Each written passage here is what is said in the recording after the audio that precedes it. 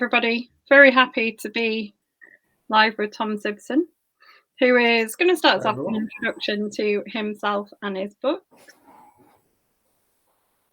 Do you want to start us off? Yeah. Hi everyone, and welcome to the show. Yes, I'm Tom Sibson, talking here with Caroline this evening about my I don't say my latest book. It's actually my debut book, really. And here it is. This is what we'll be talking about this evening. It's called Five Down, and it's a little bit of a crime novel with a bit of a twist and a difference. In the novel, there's a serial killer who is sending clues into the police, and it's up to the police to try and solve the clues and get there to stop a murder in time. And the premise is very simple: crack this riddle, and you'll get there and stop a murder and catch me in the act. And if you don't solve the riddle in time, then I'm going to go ahead with the murder in that place and I'll get clean away with it.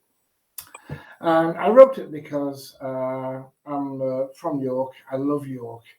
It's a fantastic city to set a novel. It's got so many interesting nooks and crannies. And I don't mean just the sort of touristy bits, although some of the touristy bits naturally are in there.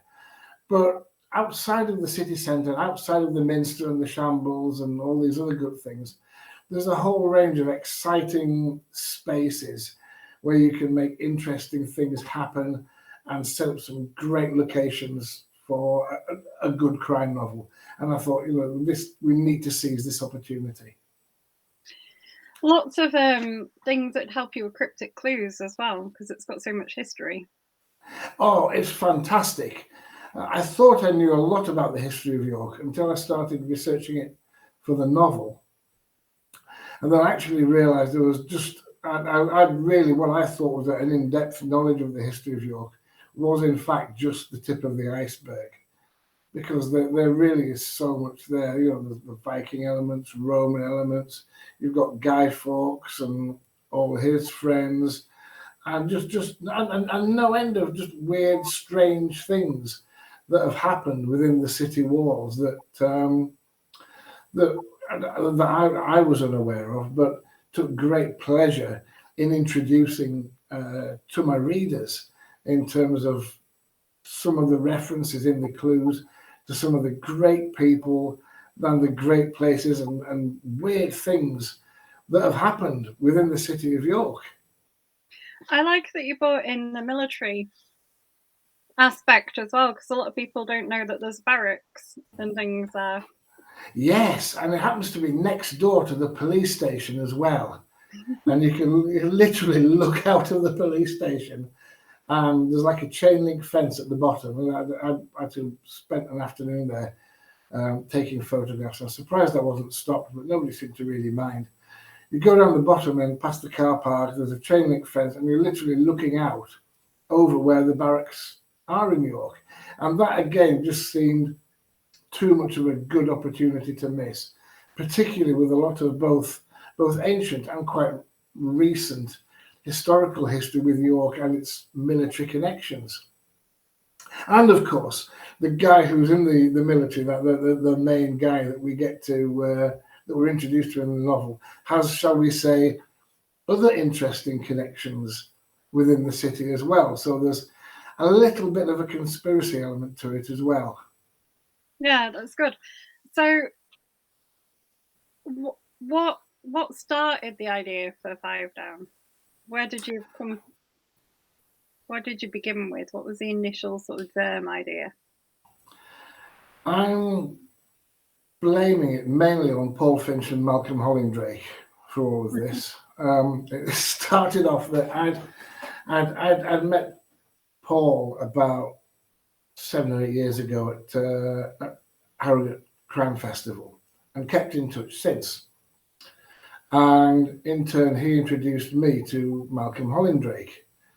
Now, going back a few years before COVID, I used to run these little Easter egg hunts online, which basically involves having to look at a picture or a poem or something, and that will give you the location of the next clue. And you follow the clues around a bit like a scavenger hunt, but online, from the comfort of your own home.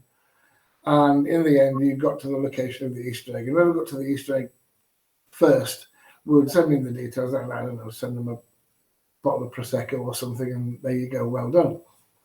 And Malcolm Hollingdrake was very, very heavily invested in this and would stay up into the small hours, I think, trying to crack some of the fiendish clues that I'd laid down.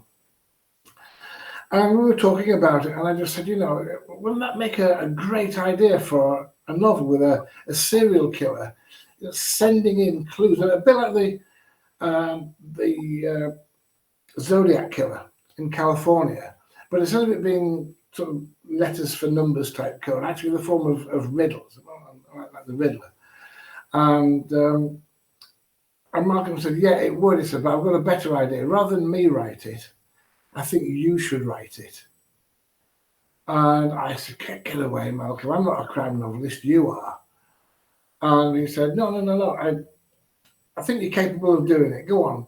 Prove me right.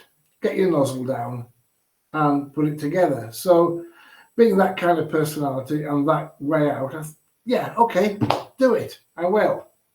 And Martin was actually very helpful because it was my debut novel. He helped me a bit through some of the initial bits of processes, and then talking about who to contact, who to have a word with to get it published, and so on. I love games like that online. Like we talked about this at Harrogate, didn't we? We used to play. We did. Yeah. City that was like an online treasure hunt, and you had to solve puzzles and work out clues. It's brilliant, yeah, and I love that kind of thing as well. And I do love a little bit of an intellectual challenge. I'm like you. I watch things like Pointless and Only Connect and stupid things like that. And it's a little bit nerdy, and the clues that are in the novel are actually quite fiendish. They're a little bit, because obviously the killer doesn't want to get caught straight away. It'll make a pretty lame kind of novel if the clue like you say, oh god, yeah, I know where that is straight away. Obviously the killer's trying to keep the police away. So the cryptic clues that are in these little quatrains that he's sending in are designed to be a little bit of a tease and not necessarily instantly solvable. So you don't expect them to look at it and see straight away where it is. And if you don't work it out, then it doesn't really matter, because the team of detectives and the journalist involved are all going through the same thing. And you can actually, even if you don't even want to participate in the solving of the clues, you can sit back and just say, you know what, I'm not going to solve this myself, but I'm really going to enjoy watching how the team of detectives go about solving it. And they bring in a panel of experts, and between them they brainstorm ideas. What do you think this clue could mean? And they take it apart, pull it to bits, come up with theories as to where it might be. And without giving away too many plot spoilers, most of the time they're not quite successful. And then, well, okay, you'll have to read the novel and find out. I heartily advise reading the novel. I really enjoyed it. Oh, thank you. It really means a lot to me to get some nice feedback like that. As well. I think it's quite refreshingly different. Yes, I didn't want a sort of a straightforward procedural or a straightforward thriller. I'm not sure whether this is a strength or not, because it's almost not quite definable as a genre. I mean, clearly it's a crime novel, but I've had people ask, is it a procedural? Is it a thriller? And it's kind of, well, a little bit of both, but mainly something else and neither as well, because it's got this added problem-solving element to it, which, like I said, you can participate in yourself and get enjoyment that way, like trying to solve the Times crossword puzzle. Or you can just sit back and say, oh my God, how are the police going to crack this one? And you can watch them in the incident room bouncing ideas off each other. Oh, I think this word is a reference to such and such. Laura's saying hello. We've got someone else saying hello. Says Facebook user Leslie Lloyd is saying hello, and she likes something a bit different, does Leslie? Hi, Leslie. I'm glad that if you like something a little bit of a strange twist, a strange little spice to the sort of the typical procedural novel, and this could be something that's up your street. Me and Leslie often agree on our reviews of books. Mm-hmm. So I like good. I like this one a lot, Leslie. Keep talking, Caroline. Keep bigging it up. This is what I like. Who else have we got here? We've got Laura online, Leslie, and Facebook and Andrew. So hi to all of you, and I'm glad you could join us both. So is the next book, are you working on book 2 at the moment? I am, yes.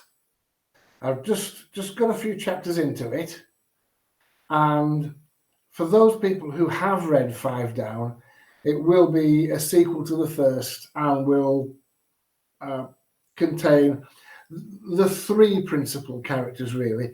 Again, it's a little bit of a twist on the conventional procedural in that it's not just a detective inspector is the principal character, but one of his very bright, very intriguing Detective Constable Karen Parkinson, and the local press journalist who also becomes involved in the whole set of shenanigans. So you've got this press with police kind of element, and it's interesting to see how that works out, because in some novels the press are against the police and sometimes they're with the police, and in this one they come together, and I want it to have some kind of to end harmoniously, which it does. And the sequel itself was quite a challenging way of trying to think of how the heck should I do this, because I wanted to follow on the same kind of theme of solving riddles and solving problems in order to get to the perpetrator and what's going on and so forth. And because this riddle solving aspect seems to be something that's been received extremely well among the people who've enjoyed the book. But then when you think about it, the challenge is, well, how do you do that without making the sequel a carbon copy of the first one? Because it would be the easiest thing in the world. There's another serial killer on the loose, and he's sending in cryptic clues as well. But you can't do that. You've got to come up with something completely different. So the intellectual challenge for me was, how can I come up with something that's the same, but yet is also completely different? And I believe I've cracked it. So the sequel is well underway. Brilliant news. For anyone who's thinking it sounds different or intriguing, do you want to tell them about the competition we're going to put in later? Oh, yes. Because one of the themes of the book is about looking at riddles and deducing locations from them, then I thought it might be nice to have a little competition for everyone here and for everyone in the Crime Book Club, based on essentially a riddle about a location, and you have to answer a question about that riddle. So for prizes, we have, for example, a signed copy of of Five Down, some special limited edition Five Down bookmarks, and to complete the thing off, a bespoke, very limited edition Five Down coffee mug, which I'm yeah, very good. Obviously not this coffee mug because I've drunk out of it, but a brand new coffee mug in that style, which you can either use for drinking your coffee or using it as a mug holder for your UK Crime Book Club pens. In fact, I might even throw in a UK Crime Book Club pen, because I'm sure that when people get them and see the quality of them, which I'm very impressed with, they're going to want to buy more UK Crime Book pens as well. So yes, that's the competition. So I've worked out part of the riddle, but I am terrible. It's got a bit of a music theme, hasn't it? And I am terrible at music. It has, yes. Don't know. For people who maybe struggle a bit with the Times Cryptic crossword, which includes me, by the way, don't worry about it. It's something with, I think, a little bit of thinking about and a little bit of perseverance, I think should be crackable. Yeah. Would you like me to go into that now? I think we've whetted people's appetite. Shall we drop? Oh, let's do this. Drop them. Okay.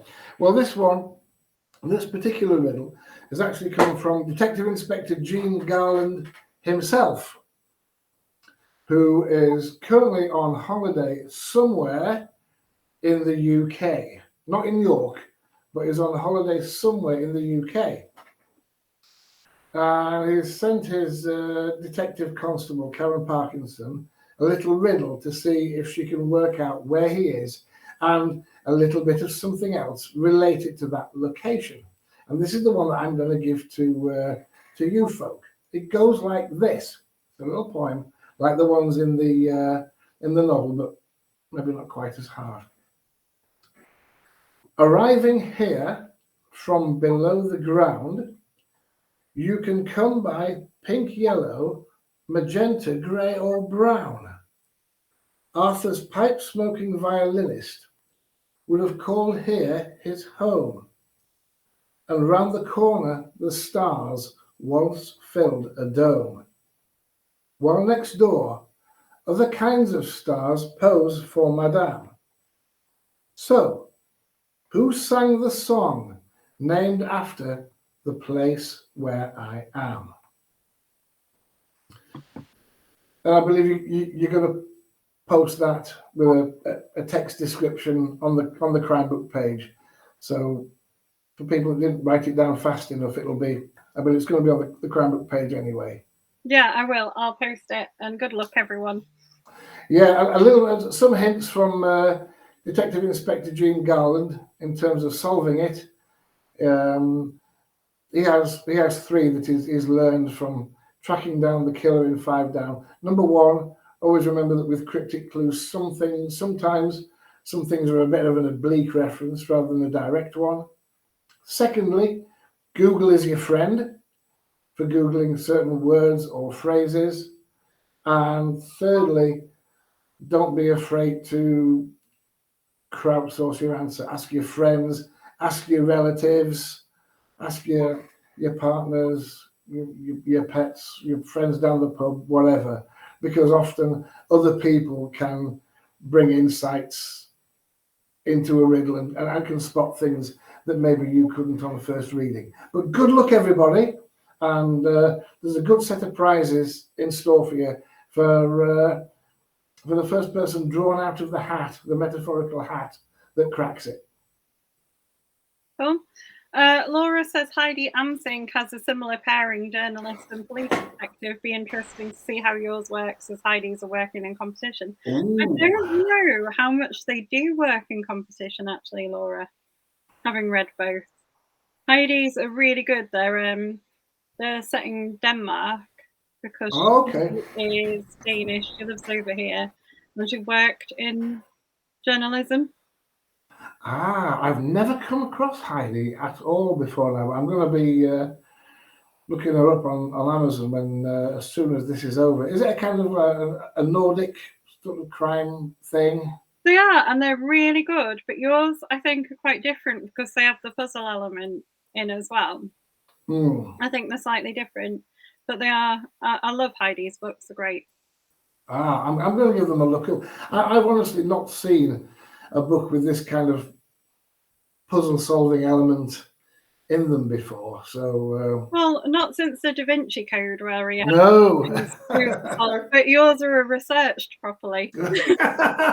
Thank you. Yeah. You know, when you made that comment on your review, I was so delighted. I ran around the garden practically cheering. I absolutely love that. To be compared, and even talked to as being better than the Da Vinci Code, I think that to me was real praise indeed. And thank you very, very much for that. I really appreciate that comment. Well, I mean, the Da Vinci Code is just nonsense, isn't it, most of the time?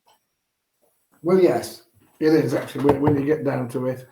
And I have actually spent hours researching for Five Down.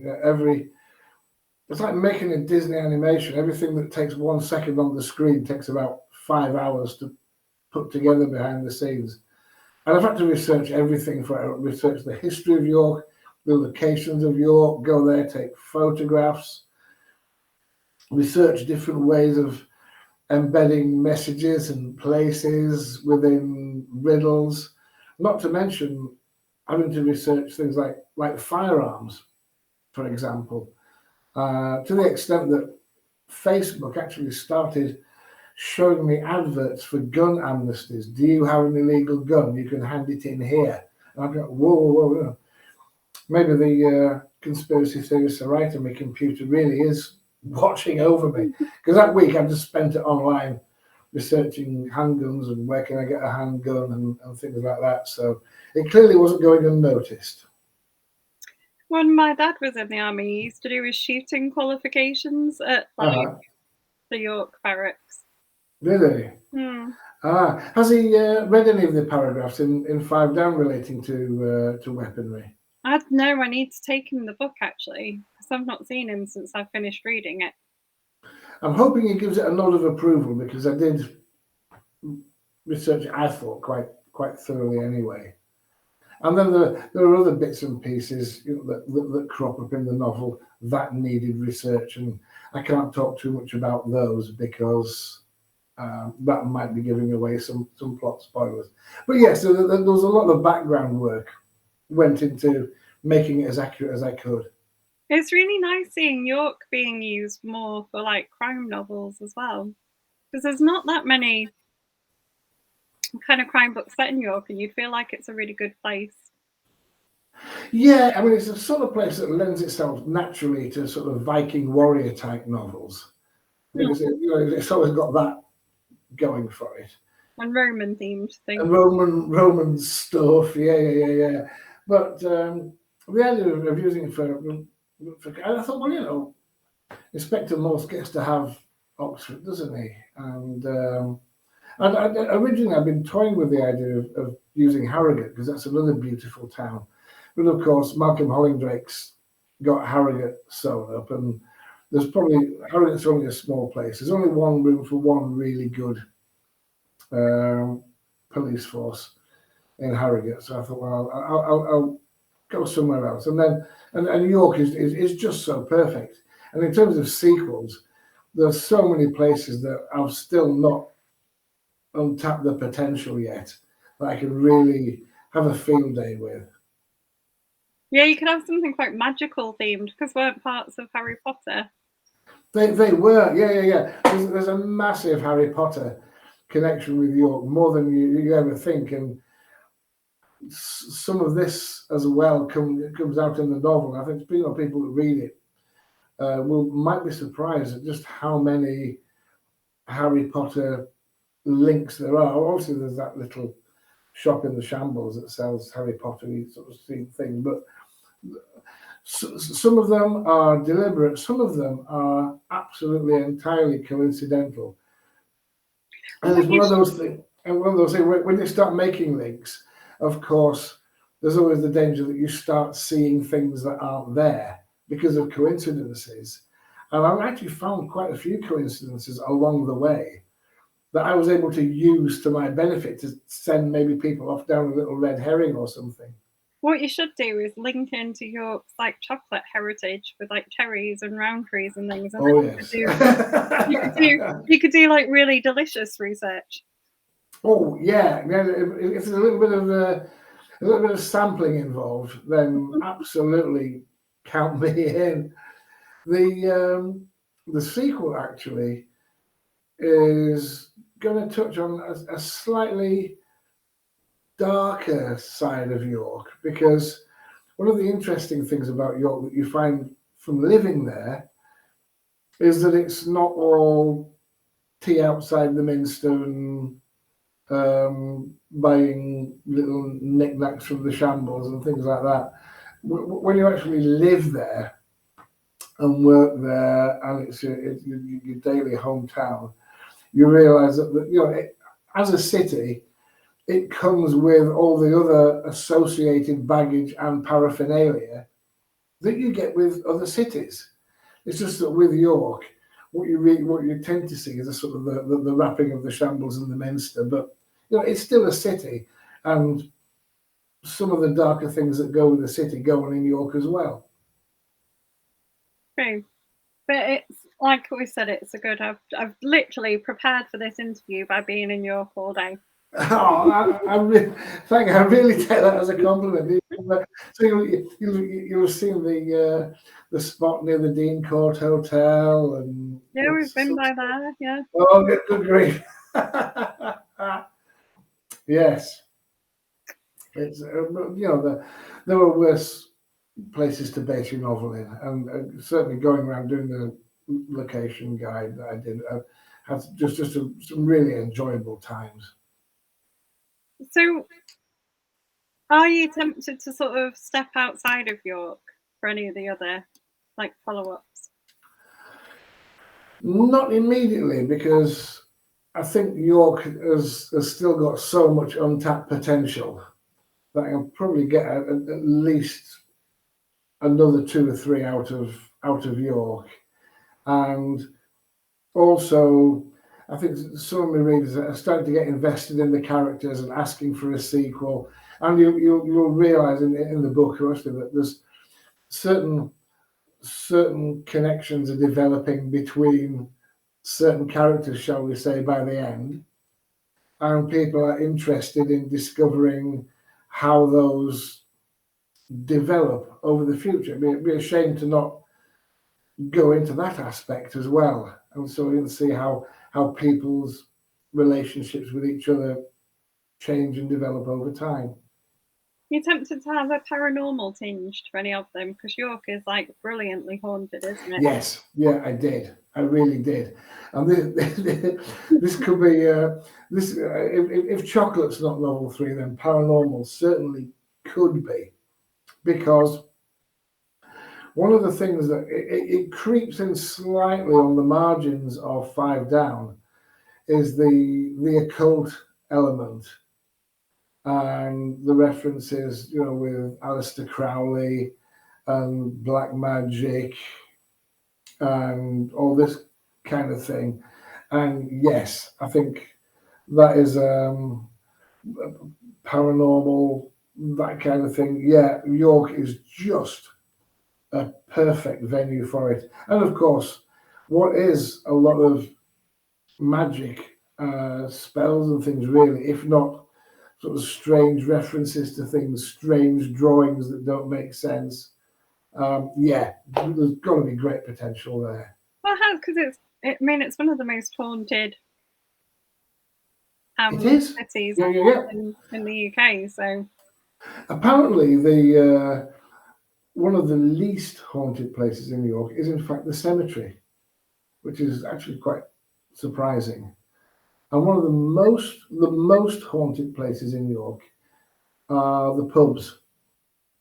And the cynic in me does wonder, is it because the landlord just likes a good ghost story to get people in through the door? But I'll reserve judgment on that one. But apparently, little tip from Tom is, for anybody who is afraid of walking through a cemetery or a graveyard late at night, statistically, it is the least likely place where you are to see a ghost in England.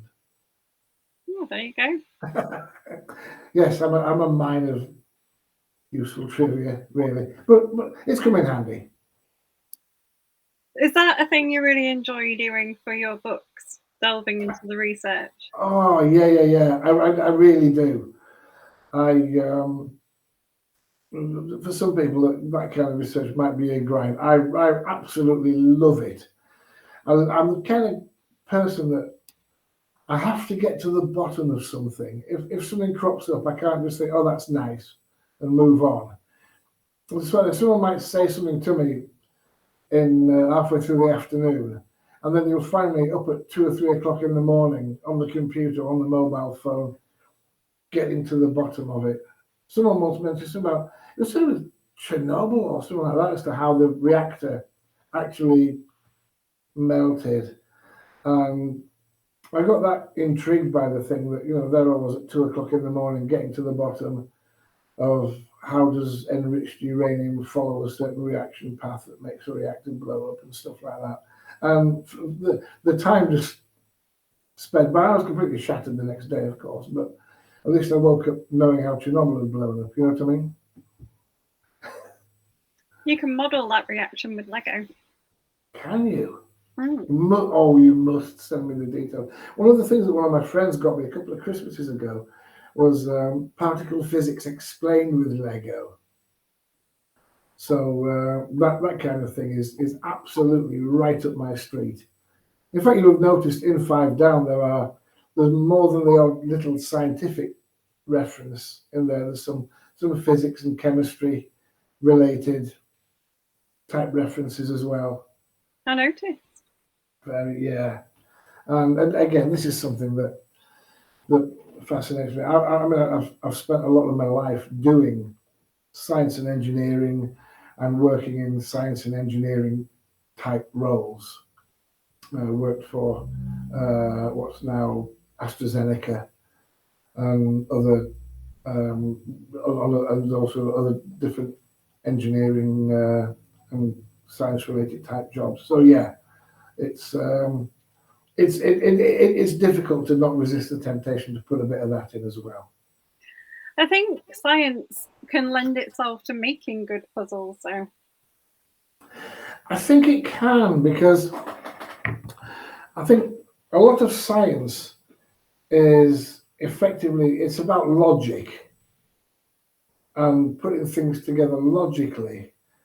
But then on the other side of the coin, sometimes it's about being creative with that logic and finding other ways in which logic fits together. You look at particle physics, for example, and things seem to fit together very logically, and then something comes along and what the heck's this all about? And you have to revise the model of how everything looks.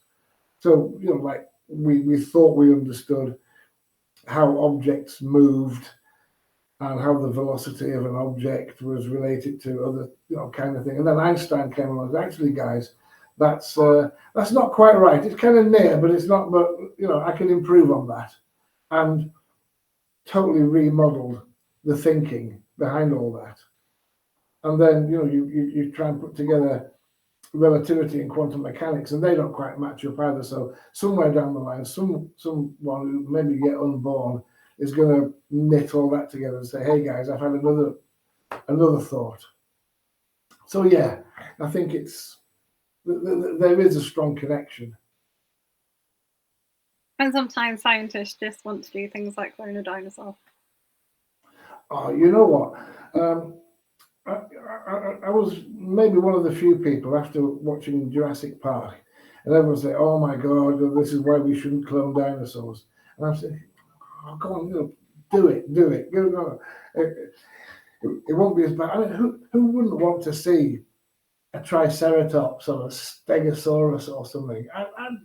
I'd pay an absolute mint to see a Triceratops walking around somewhere.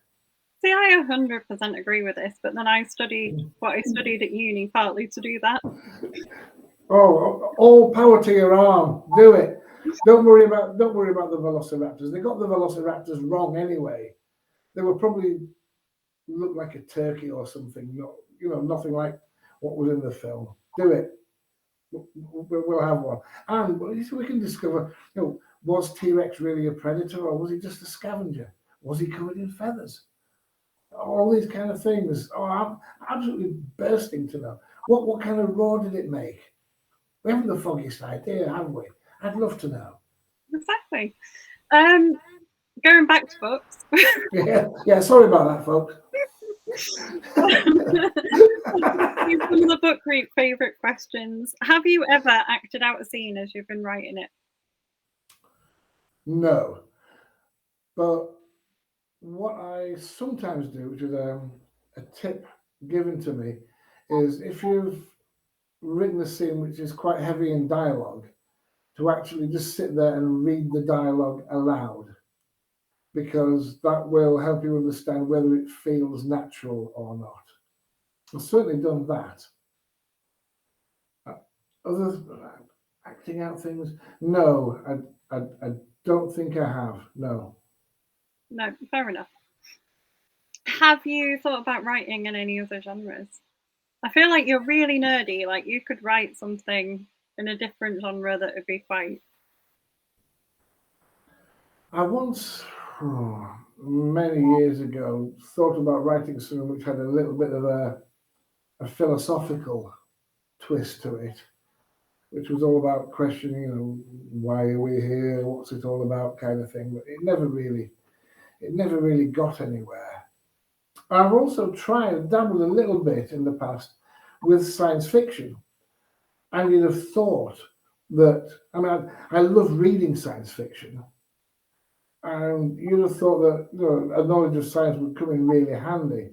But actually, if anything, I found it was actually a block, because you just know that certain things just wouldn't work. And you watch films, for example, where people get sucked out into space, or someone on a spacewalk shouts across to the teammate, and oh no, that wouldn't actually happen.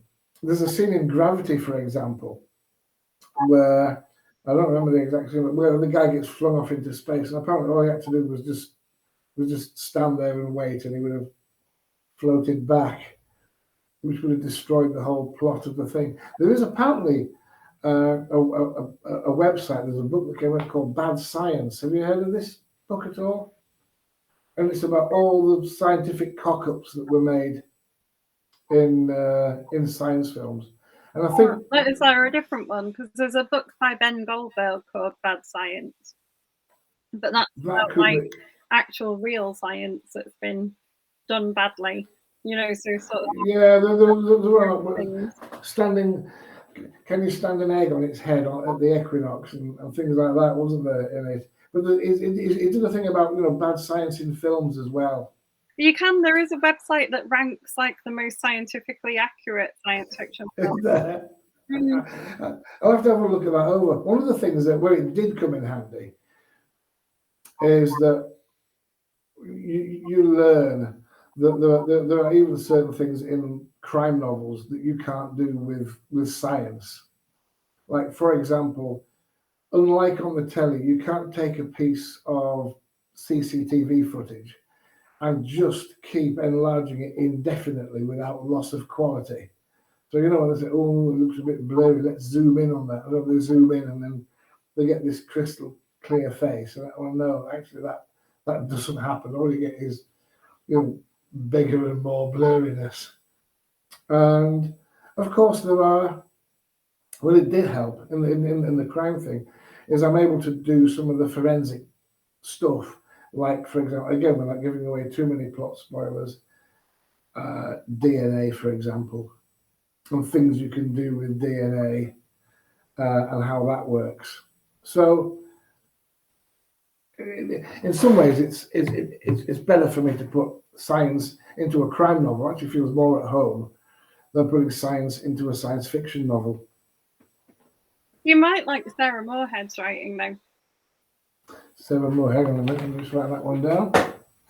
She writes crime novels that are what you would call speculative, so they're sort of just into the and she's really into big what if questions. Brilliant. She's got one out at the moment, and it was my read of the year. That's one for my TBR pile then. Thank you for that one. Yes. Absolutely adored. Definitely have a look at those. In fact, I just stalk her now and like ask her who's Okay. your books. I'm sure I'm probably going to get some kind of order against me at some point. Oh, right, okay. But yeah, that's on my list as well. That definitely sounds up my street. It is. Laura saying maybe dystopian things would work. Yes. There's a little bit in the sequel, just not in a big, horrible, sinister way, but it just does touch a little bit on the darker side of York. That it's not all sweetness and light and cups of tea and Morris dancers and things. And there is a reference to some of that. It's not dystopian, as in, you know, absolutely horrible and the government's killing people type thing, but there's a reference. And I never want to know. I'm not the kind of person that likes writing very, very dark things. And I don't like, well, I don't mind reading. In fact, I can quite enjoy reading a good murder scene that's quite grisly and graphic. But I can never really bring myself to write one. So as a result, the killings in Five Down are actually not really grisly and gory at all. I just found out that however much I might enjoy reading about it, it's just not my thing to write it, which might be a bit strange, but that's how it is. How have you found doing your marketing and things for your books? I love your T-shirt that you were wearing at Harrogate and you're wearing now. I'm wearing it now. Yes. Yeah. Just to explain Caroline's comment to anyone listening, when I rocked up at Harrogate Crime Festival, I was determined not to waste a second in marketing and pushing the thing. In fact, the book was actually released, I think, on the first day of Harrogate Crime Festival. So I had this T-shirt made up and just tried to parade myself around anywhere that would have me, really. And with this 2D barcode scanner on the front, which when scanned with a mobile phone, takes your mobile phone straight to the Amazon page where you can purchase the book. And I actually managed to sell about 24 copies at the Crime Festival, just walking around badgering random people to scan my T-shirt. It maybe not the kind of approach that would work for everybody, but if you're a little bit of an outgoing, gregarious type, it certainly worked for me anyway. Yeah, I thought it was really clever. Yeah, thank you. And I got quite a few nice comments of it as well. You know, I got a few weird looks as well, but I sold a few books, so what the heck? And there are so many people. It's like a good captive audience, Harrogate, isn't it? Because there's so many crime fans. It's absolutely brilliant for networking, for getting to meet different authors, people who are interested in publicising books like yourself. I've made up my mind before the thing had even started. I've got to meet Caroline. And I'd heard a lot about you, and been in the crime book club for a while. So, but it's a great atmosphere. And one of the things I learned about crime novelists is there's not really this sense of competition. There's a sense of mutual building each other up, and I really, really like that.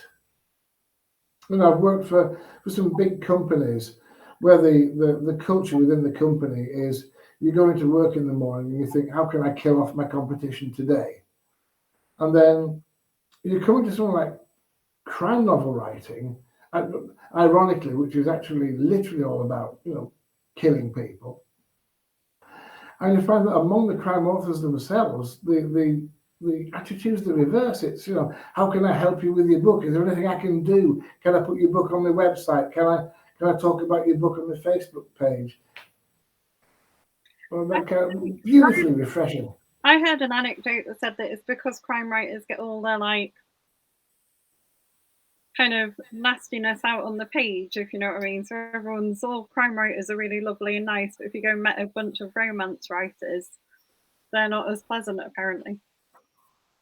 You know what? I've never thought of it like that before, but it's got a lot going for it as that theory. I'll have to spend a little bit of time with some romance writers just to check it out. If I could bear it. I'm not really sure what romance writers are like. Maybe I should research a bit. But certainly the crime, it's a strange thing. You spend your day talking about people doing devious, egregious things to each other in the most horrible and sinister ways possible. And then you meet that certain person and think, oh my God, who am I going to meet? And they turn out to be like the most splendid person you've ever come across. And you kind of think, how did the novel come out of the brain of that person? But yeah, it's a strange paradox. So what have you read this year that you've really enjoyed? I've actually read rather little this year, actually. It used to be a long-standing joke, again, with Malcolm Hollingbeck, that he didn't read many books. And I used to take the mickey out of him, and he said, "No, actually, when you start writing books, the amount that you read actually goes really down." I've been picking away at a few this year. I'm actually quite lucky in that I'm the type that can actually read 3 or 4 at once and put and shuffle between them. So I've been reading The Journey by Conrad Jones, The Damascene Moment by Malcolm Hoyndrake. There's Liz Mystery's Unjust Bias, and I've started on Cries of Joy by Axel Moulton, and they're all lined up on my Kindle at the moment. I'm at various stages through those. Yeah, I read 2 at a time normally. But if I get to 5 or 6, I try and finish a couple. One of the things that's actually really opened my eyes to people who love books is the sheer physical number that people can consume in a year. I'm generally quite a slow reader anyway, because I like to take my time and savor what's going on. But apart from that, I'm also trying to struggle with a day job, which keeps me busy most of the time. Try and keep the house and the DIY and the gardening going, and the rest of my social life. So actually, reading is something I'll maybe get through about, I don't know, a dozen books a year, something like that. And then when I start meeting people at the crowd, I think, oh yeah, I read 200 books a year, and I'm like, oh wow, I'm seriously impressed, because I don't think it's something that my own brain could cope with, actually. So hats off to you, the people that do. I read between 250 to 300-ish a year. Wow, I'm really impressed. That's an achievement. I don't think my brain. I think my brain would overheat if I tried to do that. So I'm really impressed that you can do that. It's maybe just people's natural reading speed, though, because I absorb everything in a book. Like, I read them cover to cover. I sort of read every bit. I'll read the sort of comments from other people at the front, like the copyright page. Like, I literally read every page of the book. Okay. You know what I mean? I'm getting a bit better of stopping doing it, because sometimes I'll read the bits at the end, like the previews for the other book and things. But yes, when they put the first chapter of the next one. Yeah, that's the only thing I can skip now, because that annoys me, because then when I pick up so fortunately or unfortunately, depending on how you look at it, I hadn't done chapter 1 of the sequel by the time the first one was published. In fact, after I finished writing it and found a good publisher that I wanted to work with, which is Red Dragon Publishing, absolutely fantastic publisher. Couldn't wish for a nicer publisher to work with.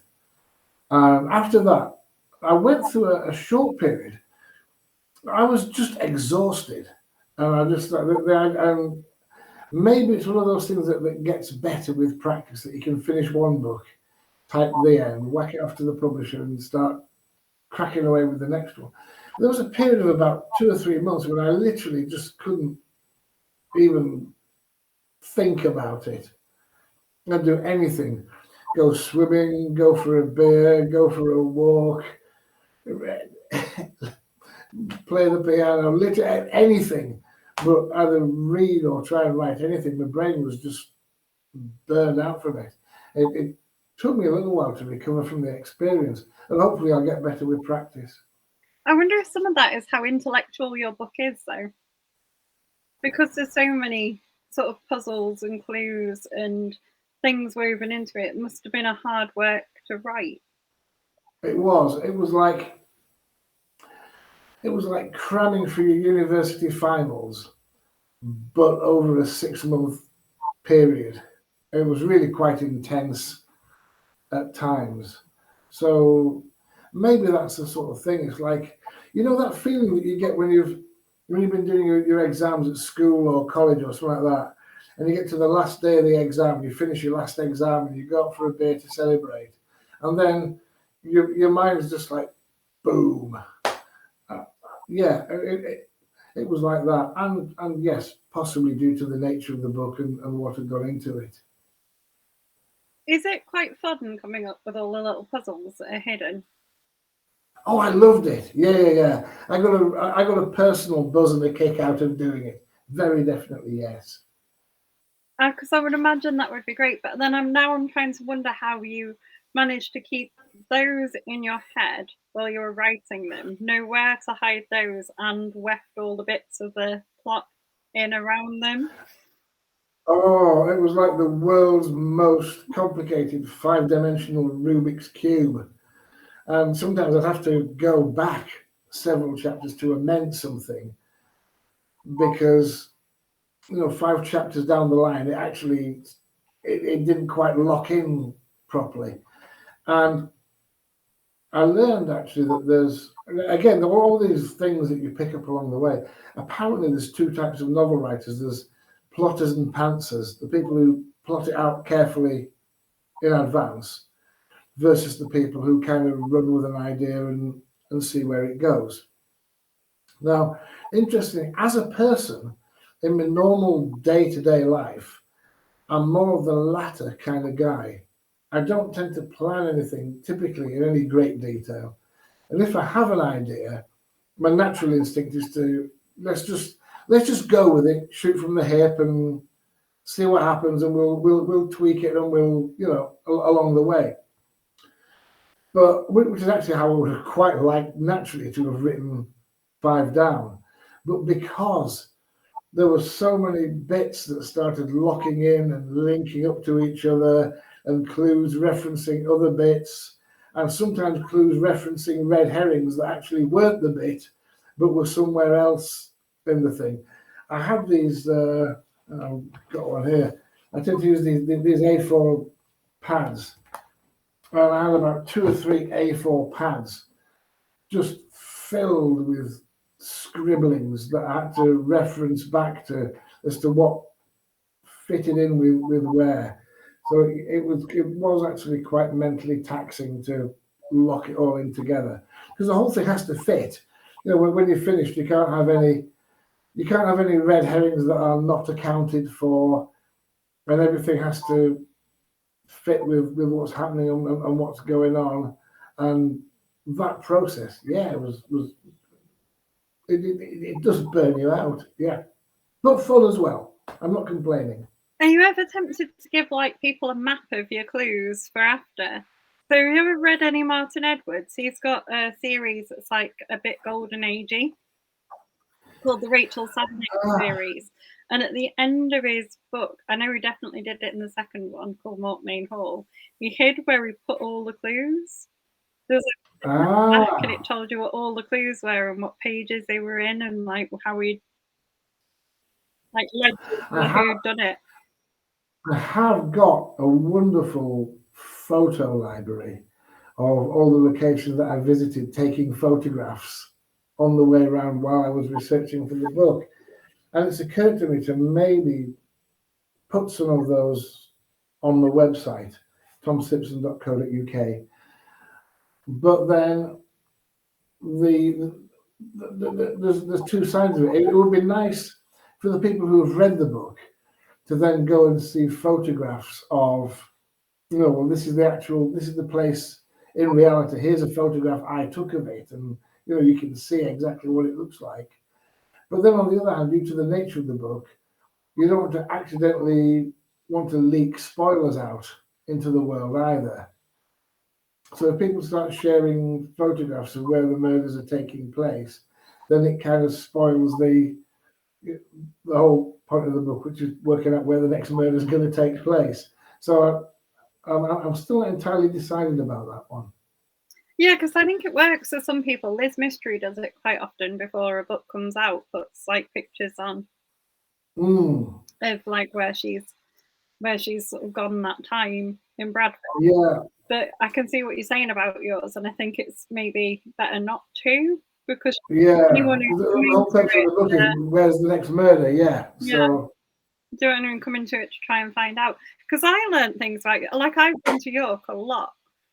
And I learned things about it, like I didn't know about the bit there's like a solar system sort of mentioned, and I didn't know about that. Oh, that is superb! Yeah, it's quite a hike to walk, but you can, because I'm not obviously the planets get further apart the further you go out. You can certainly get to Saturn and back in an afternoon, and by that stage you've kind of seen.